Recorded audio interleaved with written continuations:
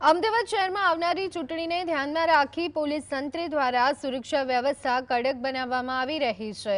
Ahmedabad police commissioner તથા ઉચ્ચ police અધિકારીઓએ શહેરના એલડી એન્જિનિયરિંગ કોલેજ ખાતે ઊભા કરાયેલા મતગણતરી કેન્દ્રની તૈયારી અંગે સ્થળ મુલાકાત લીધી।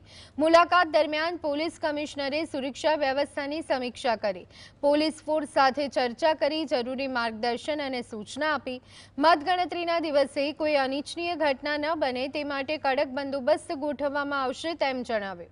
મતગણતરી પ્રક્રિયા પારદર્શક અને શાંતિપૂર્ણ રીતે પૂર્ણ થાય તે માટે તમામ જરૂરી પગલાં લેવામાં આવી રહ્યા છે। જે કાઉન્ટિંગના દિવસે 28 એપ્રિલ જે થવાના છે, કાઉન્ટિંગના જે દિવસ છે એની સિક્યોરિટી માટે ખાસ આપણે વ્યવસ્થા ગોઠવી છે। એ 3 ટાયરના એમાં વ્યવસ્થા હોય છે, 3 લેયર। એમાં અંદરના ભાગે એસઆરપી ગોઠવવામાં આવે છે, પછી ઇમિડિયેટલી એના બહારના ભાગે લોકલ પોલીસ હથિયાર સાથે હોય છે અને બહારના ભાગે લોકલ સિવિલ પોલીસ હોય છે પોલીસ સ્ટેશનમાં। એટલે આપણી તરફથી બધી વ્યવસ્થાઓ ગોઠવાઈ ગઈ છે। 26 તારીખે ઇલેક્શન પૂર્ણ થયા પછી બધી મતપેટીઓ વગેરે અહીંયા એલડી એન્જિનિયરિંગ કોલેજ અને ગુજરાત કોલેજમાં આ એકઠા થાય છે અને 28 તારીખે કાઉન્ટિંગ થશે।